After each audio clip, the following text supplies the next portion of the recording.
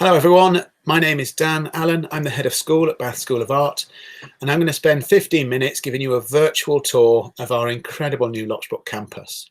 The intention being simply to whet your appetite in the hope that you might be able to return in person and come and experience this fantastic new facility, but also to talk with our staff and our students about the virtues of studying at the Schools of Art and Design at Bath University. The building itself was originally designed by Sir Nicholas Grimshaw in the 1970s for an American furniture design company, Herman Miller. It's a Grade 2 listed building, an iconic building. We've simply raised the roof and placed a glass pavilion on the rooftop, but we've very much kept the integrity of the original building. As a £32 million new campus with Grade 2 listed status, it gave us plenty of time and opportunity over the last few years to really engage and consult with our students and with our staff to really understand what the great benefits of studying in the Schools of Art and Design are, the sort of things that we do particularly well, but also an opportunity to recognise through the consultation with our students some of the challenges that we face and how we might wish to address it in the facilities for the new campus. And that consultation brought about lots of fantastic ideas and a vision that was shared very much from the students and was taken on by the academics and explored and then passed on to the architects to deliver on this new campus. And I'm just going to give you some examples of what came out of that consultation with the students.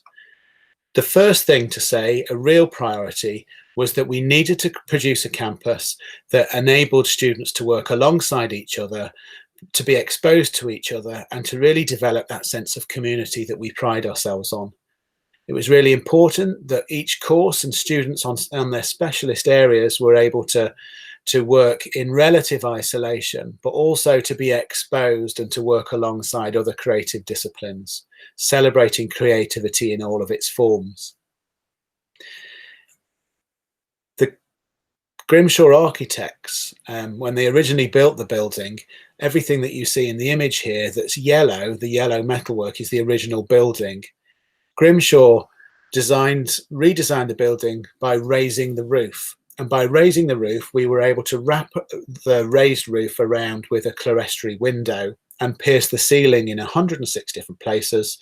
And the wraparound window and the ceiling is in something called Ocolox glass. And Ocolox glass looks very much like bubble wrap up close, and is an amazing material in that it permits the similar levels of light to a standard glass, but it practically removes shadow.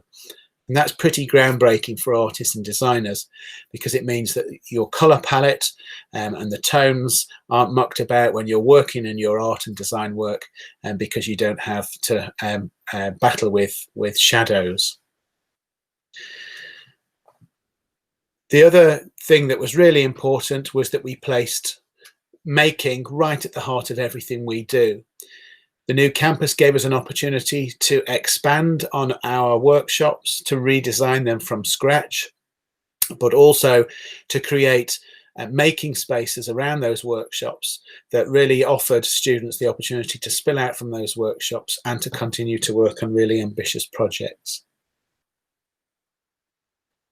It was absolutely crucial that we created a digitally connected campus. That's required us to take the bold step to remove the need for a lecture theatre, and it's enabled us to create a campus that connects the students across all of the different aspects and areas of the campus. So a visiting lecturer, for example, can give a presentation now in this rooftop pavilion seminar space and live stream it down into our presentation space on the ground floor.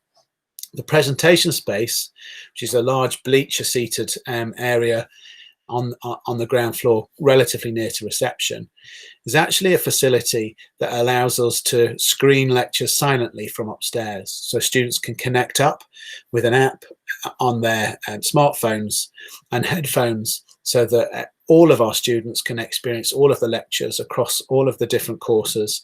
And in the event of you being ill or not being able to attend a lecture, or where there's two presentations that are going on at the same time, now you're able to experience and benefit from all of those, both of those lectures.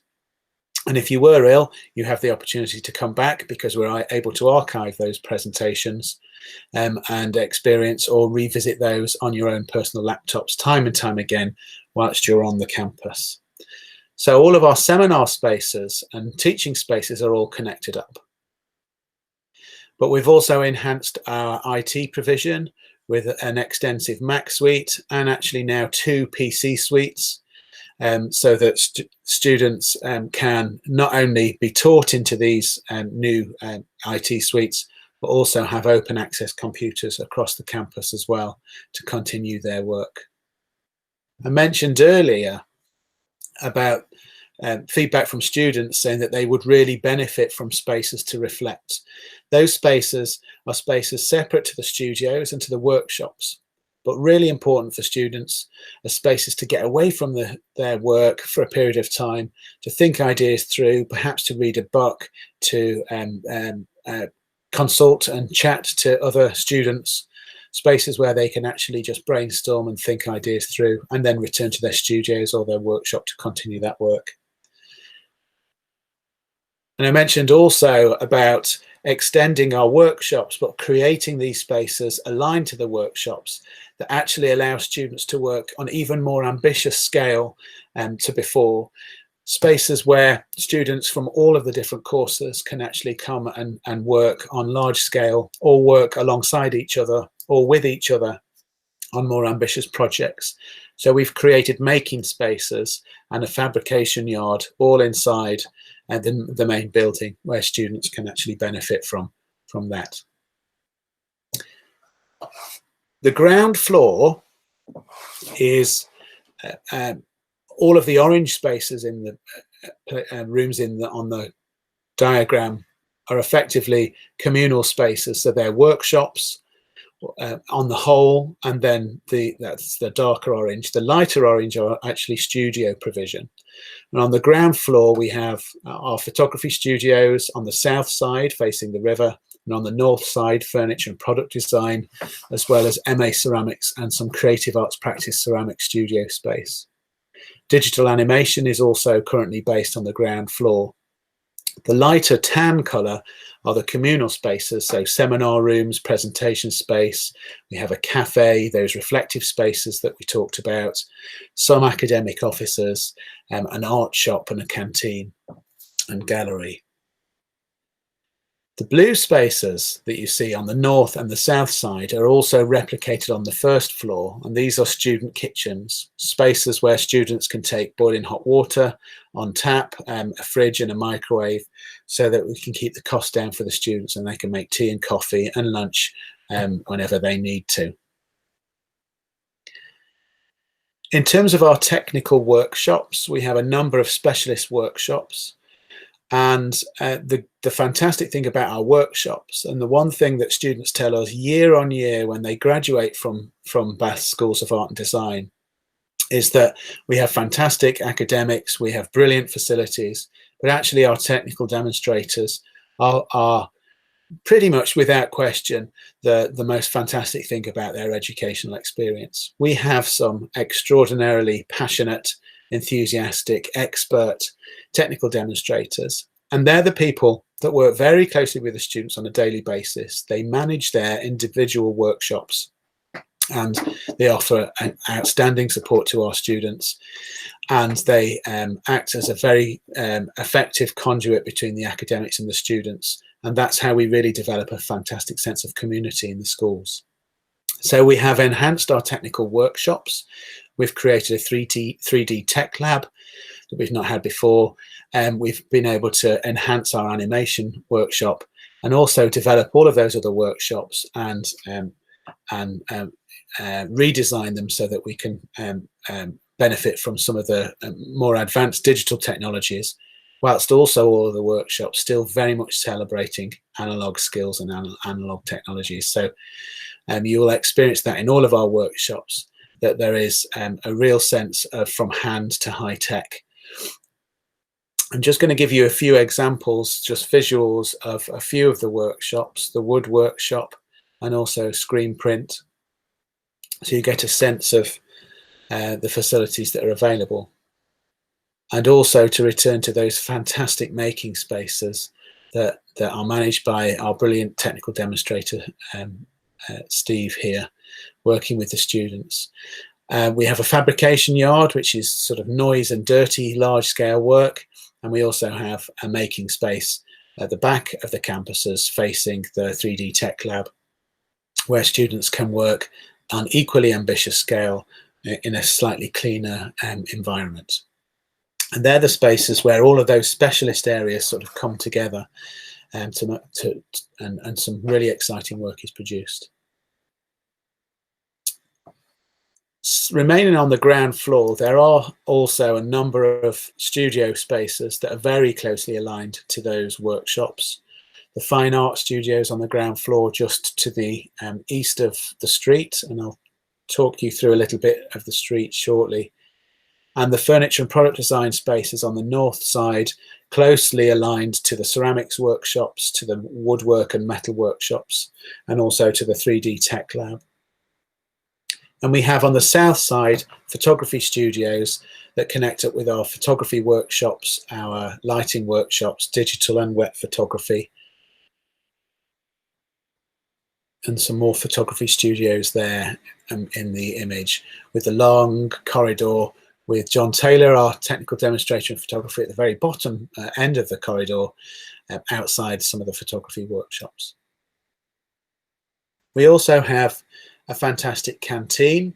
So on the campus ground floor, we have 4 entrances and exits, north, east, south and west. And connecting the north entrance to the south entrance is a large communal street where those reflective spaces that I mentioned before are based.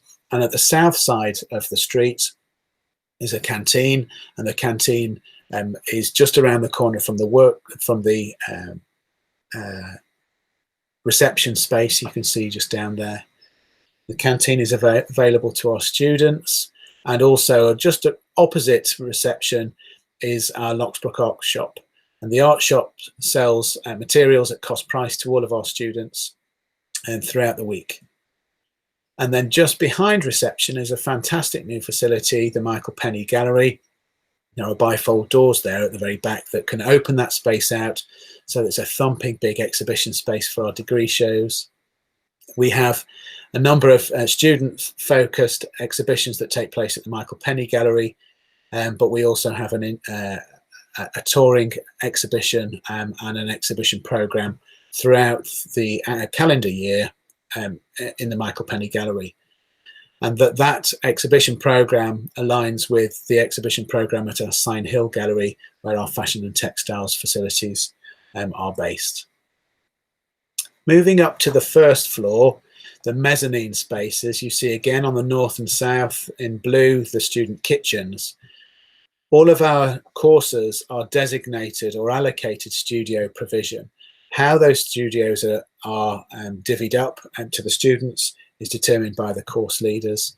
On the north side, you see their fine art studios benefiting from excellent natural light from the north.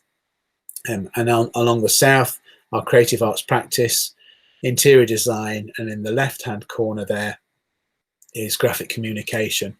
The graphic communication course benefits from studio provision across the west wing. And then inside of that are our foundation studio spaces. Just a little tour around some of those course-specific studio spaces with graphic communication on the west side, interior design facing the river on the south, our fine art studios on the north, mezzanine, and the creative arts practice studios on the south mezzanine, again overlooking the river.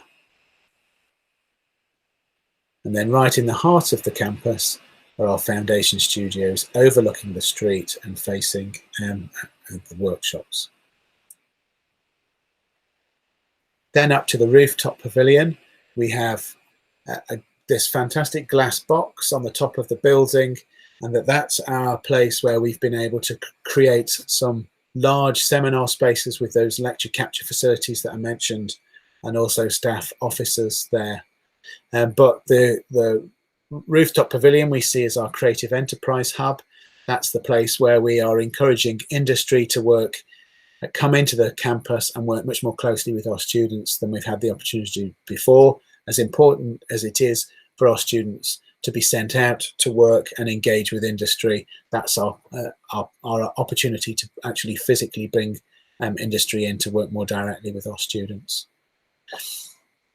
So as a campus, we're incredibly proud of it. Although we've only been in the campus since October 2019, our students are also very much impressed with the new campus and benefiting massively from having very close access, proximity to the workshops, to enhance workshops, but also those reflective spaces and the digitally connected campus.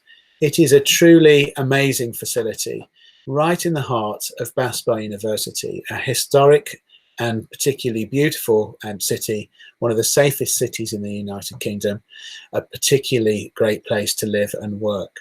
And what you don't see in this image is that just over the other side of the river are the majority of our halls of residence. And the photograph is taken from a footbridge which connects up our halls of residence at Riverside, Waterside Court, Charlton Court, with our main campus here now at Locksbrook. Just walking down the river away from shot for about 15 minutes, you get into the city centre, to the train station, and also to Green Park, our other halls of residence. And if we go back behind us down the river the other way for about 10 minutes by car, you get to our main campus at Newton Park. So it really is an amazing facility that is perfectly located and of brilliant benefit to our staff and particularly to our students. You can find out more about the new campus and the brilliant work, art and design work that our students are producing. So please do keep in touch with us, regularly check into the university website, and also find out when we're offering physical tours and open days over the coming weeks. I hope you have a great day, and I hope to speak to you before too long. Thank you.